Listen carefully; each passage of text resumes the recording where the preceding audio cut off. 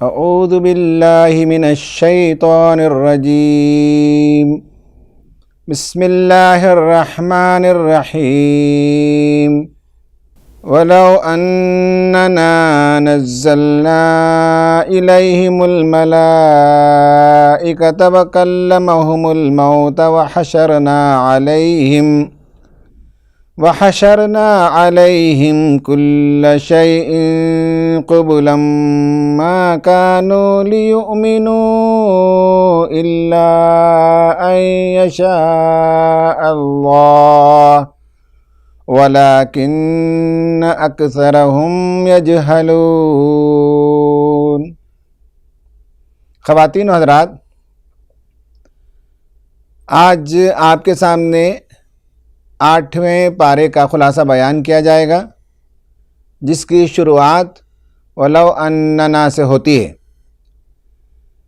اس پارے میں 2 صورتیں آتی ہیں، سورہ انعام کا بقیہ حصہ اور سورہ اعراف کا ابتدائی حصہ۔ کل یہ بات ہمارے سامنے آ گئی کہ سورہ انعام سے دوسرا گروپ شروع ہوتا ہے، جس کے اصل مخاطبین قریش کے لوگ تھے، اہل مکہ تھے۔ انہیں بتایا گیا کہ نبی صلی اللہ علیہ وسلم جو دعوت پیش کرتے ہیں، کائنات کے چپے چپے میں اس کی گواہی ملتی ہے، مگر تمہارا حال یہ ہے کہ تم نے زندگی کو سب کچھ سمجھ لیا اور آخرت کو فراموش کر دیا، پھر آخرت کے بھی کچھ مناظر پیش کیے، پھر ان کا جو زعم تھا، ان کی جو گمراہیاں تھیں، فکری طور پر جس طرح سے وہ اپنے آپ کو سپیریئر سمجھتے تھے، حضرت ابراہیم کی ملت کے اصلی وارث سمجھتے تھے، ان سب کو اللہ تبارک و تعالیٰ نے بتایا کہ یہ تمہارا خیال غلط ہے۔ انہیں بھی امامت کے درجے سے معزول کیا جا رہا ہے۔ ان کی شرارتیں اور ان کے جرائم کا تذکرہ آج بھی آ رہا ہے۔ آج میں آپ کے سامنے انشاءاللہ بتاؤں گا کہ ان کی شرارتیں، ان کے جرائم یا ان کے مشرکانہ اعمال، ان سب کی فہرست دی گئی ہے، وہ 10 ہیں۔ نمبر 1 یہ ہے کہ نبی صلی اللہ علیہ وسلم کی دعوت کا مقابلہ ہٹ درمی سے وہ کر رہے تھے۔ ان کا مطالبہ تھا کہ نبی صلی اللہ علیہ وسلم پر فرشتوں کا نزول کیوں نہیں ہوتا جو آپ کے دائیں بائیں چلتے، مردے بات کیوں نہیں کرتے، یا سارے موجودات جمع کر دیے جاتے، تب ہم ایمان لے آئیں گے۔ یہ اور اس طرح کے بے جا مطالبات تھے۔ نبی صلی اللہ علیہ وسلم نے کبھی دعویٰ نہیں کیا کہ وہ چھو منتر کرتے ہیں۔ نبی صلی اللہ علیہ وسلم نے کبھی یہ دعویٰ نہیں کیا کہ خدائی میں بھی ان کا کوئی حصہ ہے۔ وہ تو رسول تھے اور لوگوں کا مطالبہ ایسی چیزوں کا ہوا کرتا تھا۔ نمبر 2، مشرکین عرب کے بارے میں بتایا کہ شیاطین اور یہ دونوں آپس میں بہت گاڑے دوست ہیں، ایک دوسرے کا تعاون کرتے ہیں، ایک دوسرے کے حمایتی ہیں۔ کس میں؟ اسلام کی مخالفت میں، نبی صلی اللہ علیہ وسلم کے خلاف اشغالیں چھوڑنے میں، لوگوں کو ورغلانے میں۔ نبی کے دشمن مشرکین عرب کا ایک حصہ، کفار و مشرکین مکے کے یا مکے کے قریش کے سرداروں کا ایک حصہ، اور شیاطین، یہ سب مل کر آپ صلی اللہ علیہ وسلم کے خلاف افترا پردازیاں کرتے تھے۔ تیسرا یہ کہا گیا کہ اگر ان کی اتباع کریں تو قرآن سے لوگ دور ہو جائیں گے۔ راہ راست سے دور بھٹکا دینا ان کا کام ہے۔ ان کا اصل مقصد ہے کہ آپ اور آپ کے ماننے والے ہدایت سے دور ہو جائیں۔ ان کی یہ شرارت اور ان کی یہ کوشش ہے کہ نہ خود یہ ہدایت پائیں گے، نہ کسی اور کو راہ ہدایت پر چلتے دیکھنا چاہیں گے۔ نمبر 4، بتایا گیا کہ جن جانوروں پر اللہ تعالیٰ کا نام نہ لیا گیا ہو وہ ہرگز آپ نہ کھائیں۔ یعنی ان کا ایک جھگڑے کا پہلو یہ تھا کہ ہمارے باپ دادا کے ہاں جو چیزیں حلال تھیں ان کی شریعت نے حرام کر دیں۔ تو بتایا گیا کہ حلال و حرام تمہاری خود ساختہ شریعت کے مطابق نہیں، بلکہ اللہ تعالیٰ نے جو شریعت نازل کی اس کے مطابق حلال و حرام کا فیصلہ ہوگا۔ تو آپ صلی اللہ علیہ وسلم کو کہا گیا کہ آپ ہرگز حرام چیزیں نہ کھائیں اور ان کی اتباع نہ کریں۔ پھر آپ صلی اللہ علیہ وسلم سے جو ان کی مخاصمت تھی اس کا ذکر آیا۔ ان کا 5واں جرم یہ تھا کہ آپ سے یہ مجادلہ کرتے تھے، آپ سے یہ جھگڑے کیا کرتے تھے، آپ سے یہ بیجا مباحث کیا کرتے تھے۔ سمجھنے کے لیے گفتگو کریں، سمجھنے کے لیے مباحث کریں، سمجھنے کے لیے سوالات کریں تو یہ ایک الگ بات ہے، لیکن مخاصمت کرنے کے لیے، جھگڑا اٹھانے کے لیے آپ صلی اللہ علیہ وسلم سے یہ بیجا سوالات کرتے تھے۔ اور بتایا گیا کہ میرے پاس اللہ تعالیٰ کی طرف سے جب ہدایت آ گئی ہے تو میں ذرا برابر بھی تمہارے خواہشات کی اتباع نہیں کروں گا۔ اللہ تعالیٰ نے پوچھا، بتاؤ ان کو پوچھو کہ کیا وہ جو گمراہیوں کے اندر مبتلا تھے، یعنی مسلمان جو بعد میں ہوئے، وہ گویا مردہ زندگی بسر کرتے تھے، اللہ تعالیٰ نے انہیں حیات عطا کی، پھر انہیں نور عطا کر دیا اور اس نور کو لے کر لوگوں کے درمیان چلتے ہیں، کیا وہ لوگ ان لوگوں کے برابر ہوں گے جو مردہ ہیں؟ یعنی اسلام کو سمجھنے والے وہ اپنے پاس نور رکھتے ہیں، ان کے دل زندہ ہیں، انہیں ایک نئی زندگی ملی۔ جو لوگ اسلام کو نہیں مانتے ان کا حال یہ ہے کہ ان کے پاس دنیا میں راستہ طے کرنے کے لیے کوئی نور پایا نہیں جاتا۔ آپ صلی اللہ علیہ وسلم کو اللہ تعالیٰ نے ایک ابدی اصول کی طرف اشارہ کیا اور بتایا کہ وَكَذَلِكَ جَعَلْنَا فِي كُلِّ قَرْيَةٍ أَكَابِرَ مُجْرِمِيهَا لِيَمْكُرُوا فِيهَا۔ ہر زمانے میں ایسا ہوا کہ شہر کے جو بڑے تھے، جو مجرمین تھے، انہوں نے اپنے زمانے کے انبیاء اور اہل قسط اور نیکی کی دعوت دینے والوں کے خلاف مکر کیا، قید کیا، چال بازیاں کی، سب کچھ کیا۔ وَمَا يَمْكُرُونَ إِلَّا بِأَنفُسِهِمْ، جو وہ مکر کرتے تھے اس سے کسی کا نقصان ہونے والا نہیں بلکہ خود وہ نقصان اٹھانے والے رہے۔ وَمَا يَشْعُرُونَ، اس کا شعور انہیں نہیں ہے، اس کا اندازہ انہیں نہیں ہے۔ یہ معلوم ہوا کہ انبیاء کے زمانے میں بھی اور انبیاء کے بعد بھی جو شہر کے بڑے ہوتے ہیں، جن کا ذہن مجرمانہ ہوتا ہے، حق کے خلاف عناد رکھتے ہیں، وہ بڑی سازشیں کرتے ہیں، بڑی چال بازیاں کرتے ہیں، لیکن اللہ تعالیٰ ان کے خلاف فیصلہ کر دیتا ہے، اس کا انہیں شعور تک نہیں ہوتا ہے۔ اس کے بعد ان کا جو جرم ہے، جو چارج شیٹ پیش کیا گیا، اس میں 6th پوائنٹ یہ ہے کہ یہ مکے کے لوگ رسول اللہ سے مطالبہ کرتے تھے کہ ہم آپ کی رسالت کو نہیں مانیں گے جب تک کہ رسالت ہم پر بھی نہ نازل ہو جائے، ہمیں بھی رسالت سے سرفراز نہ کر دیا جائے۔ ایسا کیوں ہے کہ آپ ہی کو اللہ تعالیٰ نے رسول ہونے کے لیے منتخب کیا؟ آپ کے کون سے سرخاب کے پر لگے ہوئے ہیں؟ آپ کو کون سے موتی ٹنکے ہوئے ہیں کہ آپ کو ہم نبی مان لیں؟ کیا مکہ اور طائف کے بڑے سرداران موجود نہیں تھے؟ یہ بات اس صورت کے آگے میں بھی آ رہی ہے کہ اللہ تعالیٰ انہیں منتخب کرتا نبی بنانے کے لیے، آپ جیسے کو اللہ نے نبی بنا دیا۔ یہ ان کا اعتراض تھا اور کہا کہ ہم ماننے والے نہیں جب تک کہ ہمیں بھی رسالت میں شامل نہ کر دیا جائے۔ اللہ تعالیٰ نے فرمایا کہ جن کو اسلام کی دولت ملتی ہے انہیں شرع صدر ملتا ہے۔ جو اسلام کی مخالفت کرتے ہیں ان کا مسئلہ یہ ہے کہ اصل میں ان کا دل بھینچتا ہے، انہیں ایسا لگتا ہے کہ ایک چڑھائی کی طرف جا رہے ہیں، سفوکیشن ہوتا ہے انہیں، ان کا دل تنگ ہوتا ہے، اس لیے کہ دین کے احکام پر عمل کرنا ایک بڑی چڑھائی ہے، بلندی کی طرف جانے کے برابر ہے، آسانی نہیں ہے۔ گناہ کرنے میں، غلطیاں کرنے میں اور نفس کو بے قید آزاد رکھنے میں تو ایسا ہے جیسے آدمی اوپر سے نیچے کی طرف آ رہا ہے، لیکن پابندیوں کو قبول کرتے ہوئے، نفس کو کنٹرول کرتے ہوئے دین کی راہ پہ چلنا ایسا ہے گویا بلندی کی طرف چڑھ رہا ہے۔ تو قرآن نے کہا کہ ایسا انہیں لگتا ہے کہ ان کے دل بھینچے جا رہے ہیں، انہیں دباؤ ہو رہا ہے، انہیں گھٹن ہو رہا ہے، اس لیے یہ آپ کی مخالفت اور مخاصمت کر رہے ہیں، یہ کٹھن چڑھائی کے لیے تیار نہیں ہو رہے ہیں۔ انہیں بتا دو ایک عذاب آنے والا ہے۔ اس سے پہلے بھی انبیاء کی قوموں پر جب انہوں نے انکار کیا اور نبی کی دعوت کو مان کر نہیں دیا تو اللہ تعالیٰ نے قوموں کو پکڑ لیا، یہ اس کی سنت ہے۔ تو کیا یہ بھی اس کے انتظار میں ہی؟ کہا کہ انہیں معلوم ہونا چاہیے کہ قیامت کے دن ان کو اور ان کے اولیاء کو، ان کے سرپرستوں کو، ان کے لیڈرز کو ایک ساتھ جمع کر دیا جائے گا، وہاں یہ گھگیائیں گے، وہاں یہ لجاجت کریں گے، وہاں اپنی غلطیوں کا اعتراف کریں گے، تاکہ اللہ تعالیٰ کی رحمت متوجہ ہو جائے۔ جب فرشتے نہیں ڈانٹیں گے، پھٹکاریں گے اور پوچھیں گے کہ کیا تمہارے پاس رسول نہیں آئے تھے، تو یہ کہنے لگیں گے ہائے پروردگار، معاملہ یہ ہے کہ ہم اور یہ شیاطین جن و انس، یہ ہمارے سرداران ایک دوسرے کو خوب استعمال کیا، ہم نے ان کو استعمال کیا، انہوں نے ہم کو استعمال کیا۔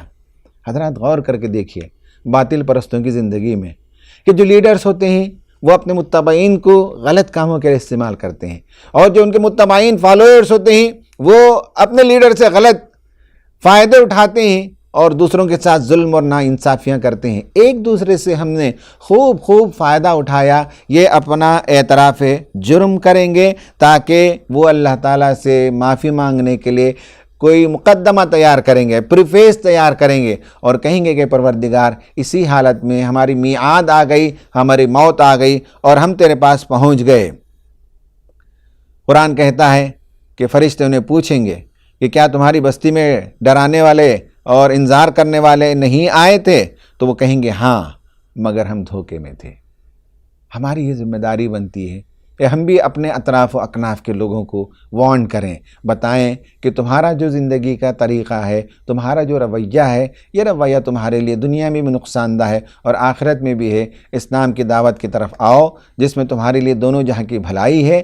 یہ ہماری طرف سے وارننگ ایک معنوں میں حجت ہوگی۔ کل قیامت کے دن اللہ تعالیٰ کے ہاں اگر ہم سے سوال ہو تو ہمیں بچنے کے لیے ایک معذرت پیش کرنے کے لیے کوئی بہانہ ہوگا کہ پروردگار ہم سے جو ہو سکا، ہماری بساط بھر جو کوششیں تھیں وہ ہم نے کر ڈالیں، اس کے بعد ذمہ داری سامنے والوں پر آئے گی۔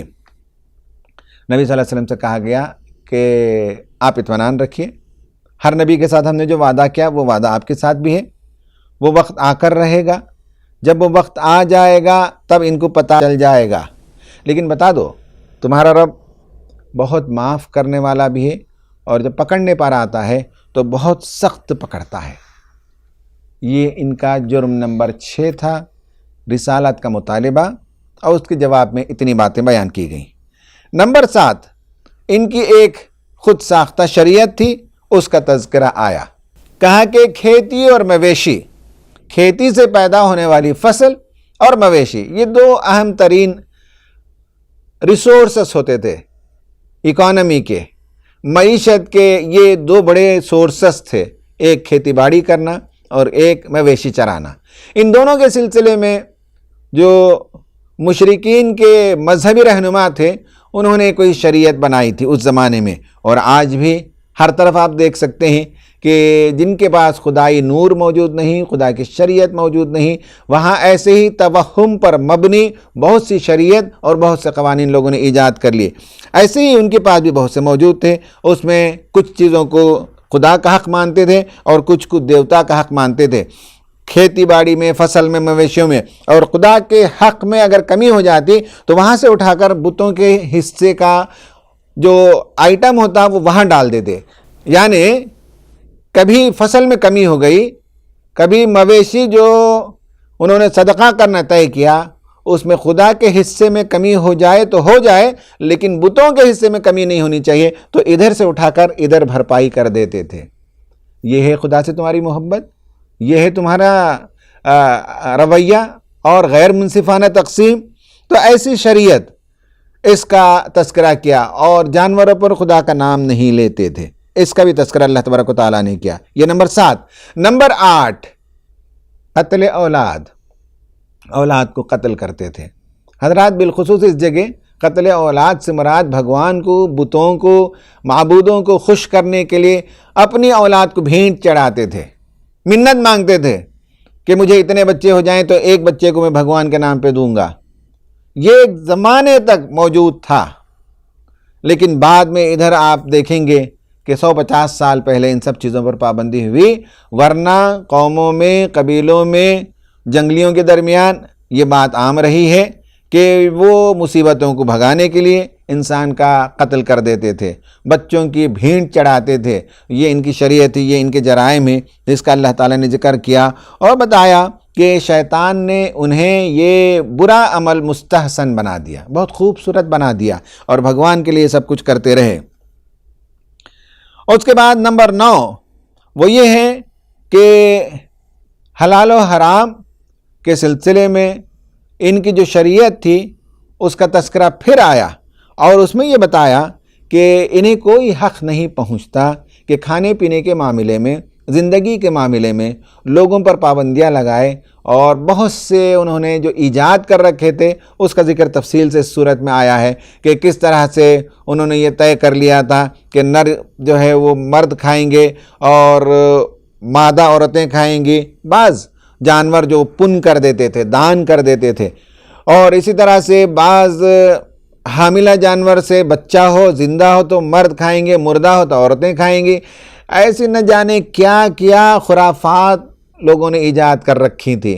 اس پس منظر میں اللہ تعالی نے کہا لاؤ دلیل، یہ جو تم کہتے ہو ایسا کرنا چاہیے، ایسا نہیں کرنا چاہیے، یہ جائز ہے ناجائز ہے، کوئی دلیل ہو تو تمہارے پاس لے آؤ، عقلی دلیل، نقلی دلیل، کوئی چیز ہو تمہارے پاس لے آؤ۔ پھر اللہ تبارک و تعالی نے بتایا کہ شریعت جو ہم دے رہے ہیں ان میں سے 8 نر مادہ ایسے ہیں جو تمہارے لیے حلال کیے گئے ہیں۔ ایک ہے بھیڑ جس کا نر اور جس کا مادہ، ایک بکری، اونٹ اور گائے، اس کے دونوں میل اینڈ فیمیل 8 جانوروں کا نام ایک کے بعد دیگر لیا۔ اللہ تعالیٰ نے کہا کہ ان میں سے کون سا حلال ہے کون سا حرام ہے، ان میں سے کس کے بچے حلال ہیں کس کے بچے حرام ہیں، بتاؤ۔ اگر تمہارے پاس کوئی شریعت ہو، اگر تمہارے پاس کوئی قانون ہو تو لے آؤ کوئی دلیل، لیکن وہ نہیں لا سکتے تھے۔ اسی میں بتایا کہ میری شریعت میں رسول اللہ نے فرمایا 4 ہی چیزیں حرام ہیں، اور وہ ہے بہتا ہوا خون، سور کا گوشت، مردار جانور، اور وہ جانور جو خدا کے بغیر کسی اور کے نام پر ذبح کیا گیا ہو، ہاں حالت مجبوری ہو، بغاوت کا جذبہ نہ ہو، اور آدمی کسی جگہ پھنس گیا ہو تو اتنا کھا لے کہ پھر وہ شہر اور آبادی تک پہنچ سکے، تو یہ ایک الگ بات ہے، ورنہ اسلام کی شریعت میں یہ 4 چیزیں حرام کی گئیں۔ ہاں یہ اور بات ہے کہ کچھ اور چیزوں کو یہود پر اللہ تعالیٰ نے حرام قرار دے رکھا تھا، اور یہود کی شریعت ذرا سا سخت اللہ تعالیٰ نے کر دی ان کی شرارتوں کی وجہ سے۔ ان میں سے ایک ہے ناخن والے جانور بھی ان کے لیے حرام کیے گئے تھے۔ اس پر مفسرین نے بہت تفصیلی گفتگو کی ہے، یعنی جن جانوروں کے پیر چرے ہوئے ہیں وہ کھا سکتے تھے، جن جانوروں کے پیر چرے ہوئے نہیں ہیں اسلام میں وہ جائز ہیں، لیکن ان کے لیے اللہ تعالیٰ نے حرام قرار رکھا تھا۔ ان میں سے وہ اونٹ کا گوشت نہیں کھاتے تھے، خرگوش نہیں کھاتے تھے، یہ اور اس طرح کے بہت سے جانور جو حلال تھے لیکن وہ کھاتے نہیں تھے، حرام تھے۔ تو اور بعض جانوروں کے گوشت پر لگی ہوئی چربی ان کے لیے حرام تھی، تو ان کی شرارتوں کی وجہ سے اللہ تعالیٰ نے بعض چیزیں سخت کر دیں، ورنہ یہ سب حلال جانور تھے۔ اس کے بعد نمبر 10 آخر نمبر میں بتایا گیا کہ اللہ تعالیٰ کے ساتھ شرک کرتے ہیں، ان کے جرائم کی پوری فہرست، کہیں شرک سے شروعات ہوتی ہے، کہیں اختتام شرک پر ہوتا ہے۔ یہ وہ وجوہات ہیں جن کی بنیاد پر اب آگے چل کر اعلان ہوگا، اس صورت میں نہیں، آگے کی صورت میں اعلان ہوگا کہ یہ امامت کے لائق نہیں ہیں، انہیں حضرت ابراہیم کی اصل اولاد اور میراث ہونے کا دعویٰ صحیح نہیں ہے ان کا، بلکہ اس کے بجائے نبی صلی اللہ علیہ وسلم اور آپ کے صحابہ تھے۔ اب اس کے بعد بتایا کہ شریعت میں، اسلامی شریعت میں کیا چیزیں حرام ہیں اور کیا اسلامی شریعت کے احکام ہیں۔ کچھ منفی باتیں ہیں، کچھ مثبت باتیں ہیں، کچھ سلبی احکامات ہیں، کچھ ایجابی احکامات ہیں۔ کل ملا کر قرآن میں اس طرح کی آیتیں 4-5 جگہ آئی ہیں۔ یہاں ایک آیا ہے سورہ انعام میں، پھر آگے ہم دیکھیں گے سورہ بنی اسرائیل میں، پھر آگے ہم دیکھیں گے سورہ شورا میں، پھر آگے ہم دیکھیں گے سورہ نجم میں۔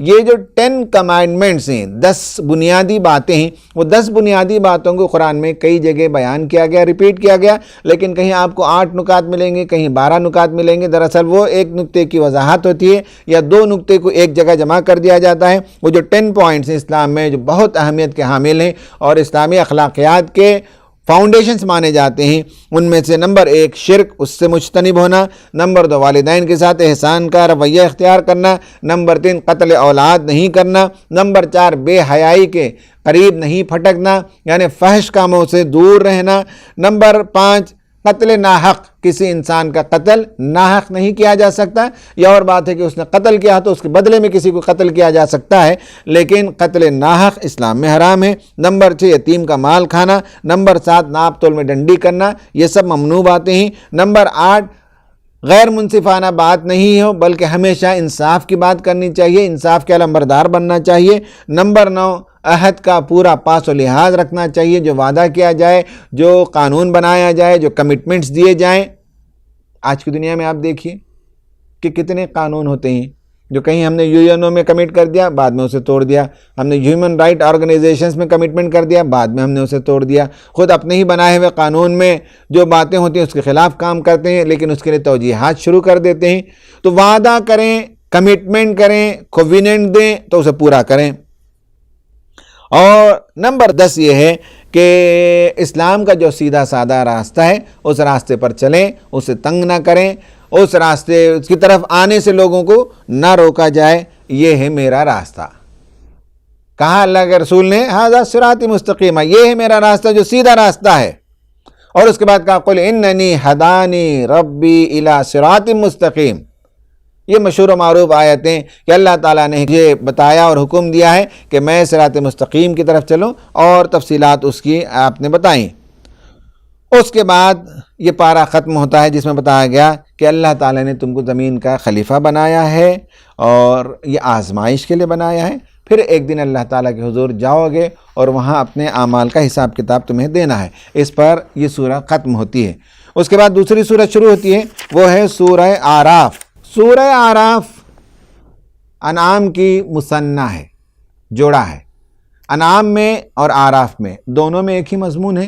انعام کا رنگ وہ ہے آلاء اللہ، اللہ کی نشانیاں بتا کر، اور یہاں ایام اللہ، اللہ تعالیٰ کے بڑے بڑے دن قوموں پر جو آئے، عذاب کے دن، عذاب کا کوڑا جن قوموں پر برسا، اس کا حوالہ دیا۔ مضمون ایک ہے، بات ایک ہے، دلیل کا دو انداز ہے۔ ایک دلیل سائنٹیفک دلیل ہے جو سورہ انعام میں گزری ہے، اور ایک یہاں تاریخی دلیل ہے، اس میں آئے گی صورت میں۔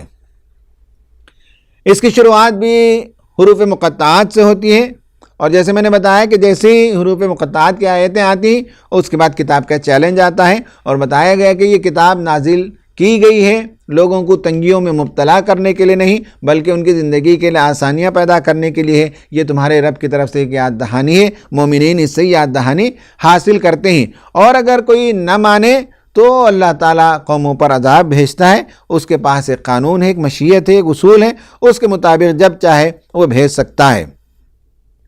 ہم رسولوں سے بھی سوال کریں گے، اور جن کی طرف رسول کو بھیجے اس قوم سے بھی ہم سوال کریں گے کہ جو پیغام تم تک پہنچنا تھا وہ پہنچا کہ نہیں پہنچا۔ رسول تو اپنی ذمہ داری ادا کر کے خدا کے پاس بری الذمہ ہو جائے گا اور کہہ دے گا کہ میں نے پہنچا دیا، لیکن تم پھنس جاؤ گے۔ تمہارے سامنے جب سوال کیا جائے گا تو تمہیں اس کی جواب دہی کرنی ہوگی۔ اس کے بعد حضرت آدم اور شیطان کا قصہ آتا ہے۔ حضرات یہ دوسری مرتبہ آ رہا ہے، اس سے پہلے سورہ بقرہ میں یہ واقعہ آیا۔ مولانا ابو اللیث اصلاحی ندوی رحمۃ اللہ علیہ کا ایک بہت شاندار عالمانہ مضمون ہے، وہ ہے قرآن میں تکرار کی نوعیت۔ سوال یہ ہے کہ کیا قرآن میں تکرار ہے، ریپیٹیشن ہے؟ کلام میں، ادب میں ریپیٹیشن کو معیوب مانا جاتا ہے۔ ہو سکتا ہے کہ کامن مین جو پہلی مرتبہ قرآن کا مطالعہ کر رہا ہو اسے لگے کہ بعض باتیں قرآن میں آف ریپیٹڈ ہیں۔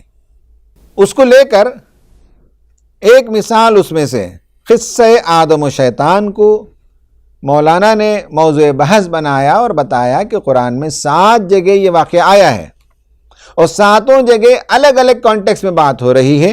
اس کی دلیل کے لیے، مثال کے لیے اللہ تعالیٰ نے اس واقعے کو سنایا، یعنی یہ واقعہ ریپیٹیشن نہیں ہے۔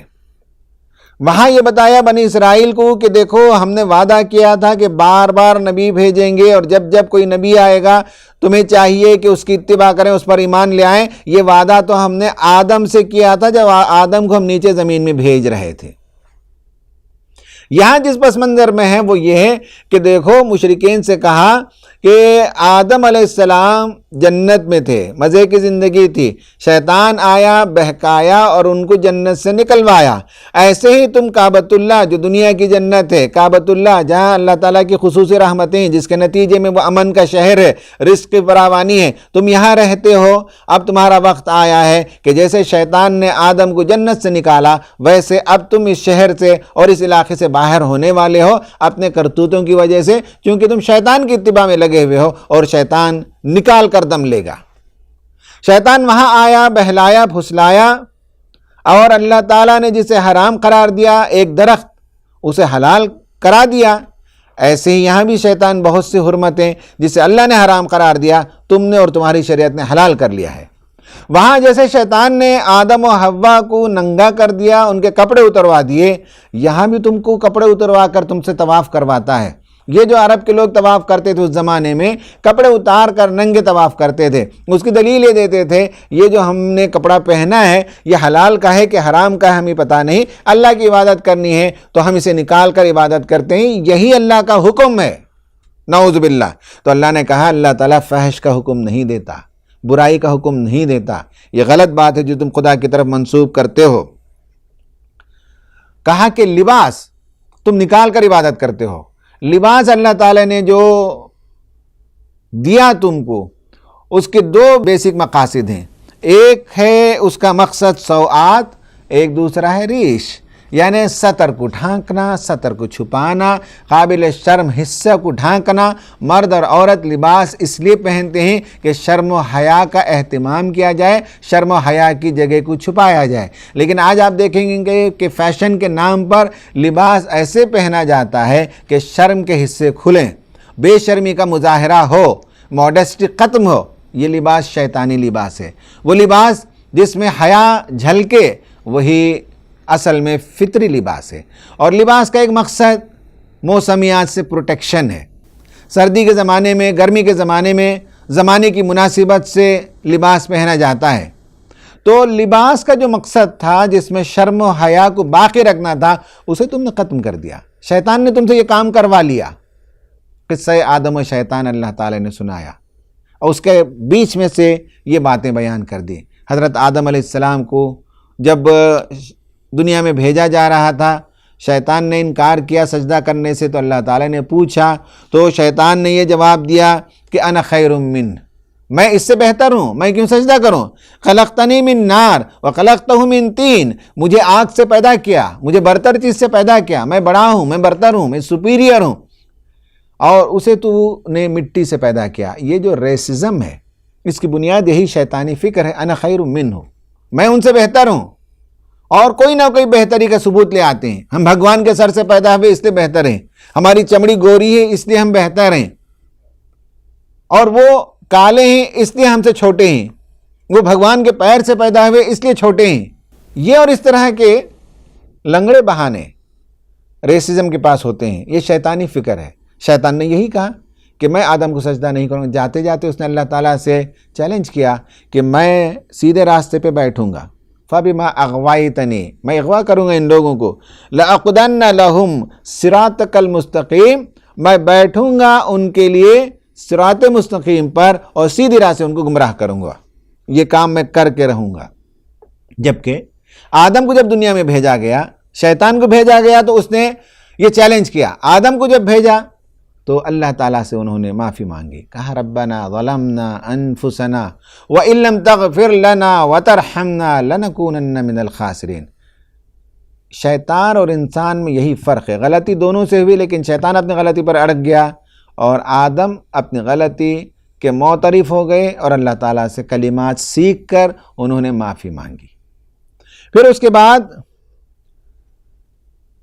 اس سورت کے اندر سورہ اعراف میں اعراف کا قصہ شروع ہوتا ہے۔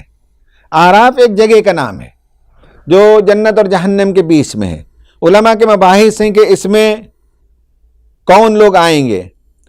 جو بات سمجھ میں آتی ہے وہ یہ ہے کہ دین و ملت کی خدمت کرنے والے بعض بڑی شخصیتوں کو لا کر کھڑا کیا جائے گا، وہ ادھر جنتیوں کو دیکھیں گے، سلام کریں گے اور کہیں گے کہ مبارک ہو تم جنت میں چلے گئے۔ ادھر جہنمیوں سے پوچھیں گے کہ کیا تم نے اپنے رب کے وعدے کو سچا پا لیا؟ وہ جن کو تم حقیر سمجھتے تھے وہ تو جنت میں چلے گئے اور تم جہنم میں پہنچ گئے ہو، تمہارا یہ کیا حال ہو گیا؟